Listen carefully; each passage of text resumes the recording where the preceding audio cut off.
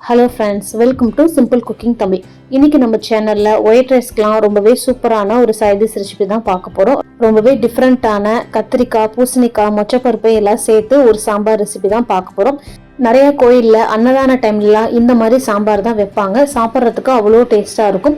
அதே டேஸ்ட் அதே வாசனையோட எப்படி செய்யணும்னா இன்னைக்கு நம்ம வீடியோல பார்க்க போறோம். இந்த ரெசிபிக்கு தேவையான பொருட்கள் இவ்வளவுதான். இந்த லிஸ்ட்டை சேவ் பண்ணி வச்சுக்கோங்க. இப்போ ரெசிபிக்குள்ள போகலாம். இந்த கோயில் சாம்பார் ரெசிபி பண்ணுறதுக்கு ஃபஸ்ட்டு மொச்சப்பருப்பை நம்ம வேக வச்சுக்கலாம். நான் இன்னைக்கு 1 கப் அளவுக்கு மொச்சப்பருப்பை 8 மணி நேரம் முன்னாடியே நல்லா இந்த மாதிரி ஊற வச்சு எடுத்திருக்கேன். நீங்கள் வெள்ளை கலர் இல்லாட்டி இந்த மாதிரி பழுப்பு கலரில் இருக்க மொச்சப்பருப்பை எடுத்துக்கலாம். கருப்பு கலர் மொச்சப்பருப்பு மட்டும் வேண்டாம். கருப்பு கலர் மொச்சப்பருப்பில் பண்ணுறப்ப சாம்பாரோட கலரும் டார்க் ப்ரௌன் கலரில் வந்துடும். இப்போ இந்த பருப்பு மூழ்கிற அளவுக்கு தண்ணி சேர்த்துட்டு கொஞ்சமாக இதில் உப்பு டேஸ்ட் இறங்கிறதுக்காக உப்பு சேர்த்துட்டு மூடி போட்டு ஒரு 5லிருந்து 6 விசில் விட்டு இறக்கிக்கலாம். அடுத்ததா சாம்பாருக்கு தேவையான பருப்பு ரெடி பண்றதுக்கு 1/2 கப் அளவுக்கு துவரம் பருப்பு எடுத்திருக்கேன். இந்த பருப்பை நல்லா 2லிருந்து 3 தடவை களைஞ்சி எடுத்துட்டு வந்துட்டு 1/2 கப் பருப்புக்கு 1/2 கப் அளவுக்கு தண்ணி சேர்த்துட்டு தேவையான அளவு மஞ்சத்தூள் சேர்த்துக்கோங்க. 1/2 டீஸ்பூன் அளவுக்கு விளக்கெண்ணெய் சேர்த்துக்கலாம். பருப்பு ரொம்ப சீக்கிரமாவே வெந்து வரும் விளக்கெண்ணெய் சேர்க்கிறப்ப.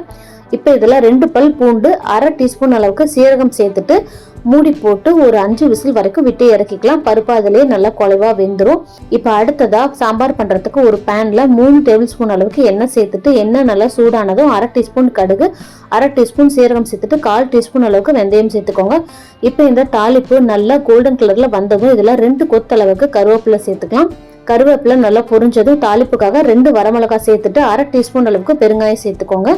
அடுத்ததா இதுல ஒரு 10லிருந்து 15 சின்ன வெங்காயம் சேர்த்துட்டு எல்லாத்தையுமே நல்லா லோ ஃப்ளேம்ல வச்சு நல்லா ஒரு டைம் மிக்ஸ் பண்ணி விட்டுறலாம். வெங்காயம் 1 நிமிஷம் வரைக்கும் நல்லா வதங்கினதுக்கு அப்புறமா இதுல தக்காளி சேர்த்துக்கலாம். நான் இன்னைக்கு ஒரு பெரிய மீடியம் சைஸ் தக்காளி எடுத்திருக்கேன். நம்ம புளியும் சேர்க்க போறோம் அப்படிங்கறனால தக்காளி கொஞ்சம் கம்மியான அளவுல சேர்த்துக்கிட்டாலே போதும். தக்காளி இந்த மாதிரி நல்லா வதங்கி வந்தது இதுல காய்கறி எல்லாம் சேர்த்துக்கலாம். நான் இன்னைக்கு 1 கப் அளவுக்கு பூசணிக்காய், 1 கப் அளவுக்கு கத்திரிக்காய் சேர்த்திருக்கேன். நல்ல குண்டு கத்திரிக்காயா பார்த்து எடுத்துக்கோங்க. அப்பதான் அந்த கத்திரிக்காய் சீக்கிரம் குலையாது. அதே மாதிரி பூசணிக்காயும் தோலோட கட் பண்ணி சேர்த்துக்கோங்க. அடுத்ததா இதுல மசாலா எல்லாமே சேர்த்துக்கலாம். 1/4 டீஸ்பூன் அளவுக்கு மஞ்சத்தூள், 1/2 டீஸ்பூன் அளவுக்கு தனி மிளகாத்தூள், 1/2 டீஸ்பூன் அளவுக்கு மல்லித்தூள், 1 டீஸ்பூன் அளவுக்கு சாம்பார் தூள் சேர்த்துக்கலாம். நீங்க கடையில வாங்கினது, வீட்டுல அரைச்சது எது வேணாலும் சேர்த்துக்கலாம். சேர்த்துட்டு இதுல காய்கறி வேகிறதுக்கு தேவையான அளவு உப்பு சேர்த்துட்டு நல்லா ஒரு டைம் மிக்ஸ் பண்ணி விட்டுருங்க. நம்ம ஆல்ரெடி மொச்சப்பருப்பு வேக வைக்கிறப்பையும் உப்பு சேர்த்துருக்கோம். அதனால உப்பு பார்த்து உங்களுக்கு தேவையான அளவு மட்டும் சேர்த்துக்கோங்க. இப்போ இந்த அளவுக்கு நல்லா மிக்ஸ் பண்ணி விட்டதுக்கு அப்புறமா நம்ம வேக வச்ச மொச்சப்பருப்பை இதுல சேர்த்துடலாம். தண்ணியோடவே இதுல சேர்த்துக்கோங்க.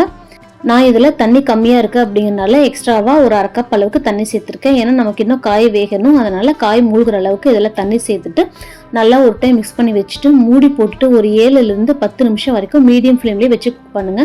10 நிமிஷத்துக்குள்ளேயே காய்கறி எல்லாமே நல்லா வெந்துடும். கத்திரிக்காய், பூசணிக்காய் எல்லாமே ரொம்ப சீக்கிரமாவே வெந்துடும்.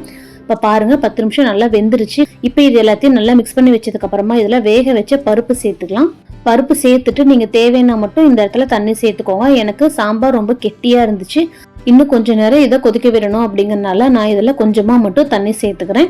நம்ம இதை இன்னும் கொஞ்ச நேரம் கொதிக்க வைக்கிறப்ப பருப்பு நல்லா திக்காகி வந்துடும். அதனால இந்த பக்குவத்துல இருக்கிற மாதிரி பாத்துக்கோங்க. இப்ப இதை ஒரு 5 நிமிஷம் நல்லா ஹை ஃப்ளேம்லயே வச்சு நல்லா கொதிக்க விடுங்க. அதுலயே மீதி இருக்கிற காய்கறி எல்லாமே நல்லா வெந்துடும். இந்த மாதிரி நல்லா கொதிச்சு ஓரளவு சுண்டி வந்ததுக்கு அப்புறமா இதுல புளி தண்ணி சேர்த்துக்கலாம். ஒரு சின்ன நெல்லிக்காய் சைஸ் புளியை கொஞ்சமா தண்ணி சேர்த்து இந்த மாதிரி கரைச்சி இதுல சேர்த்துக்கலாம். புளி சேர்த்துட்டு நல்லா ஒரு டைம் மிக்ஸ் பண்ணி விட்டுருங்க. இப்போ இது இன்னும் ஒரு 3 நிமிஷம் வரைக்கும் நல்லா கொதிக்க வச்சிடலாம்.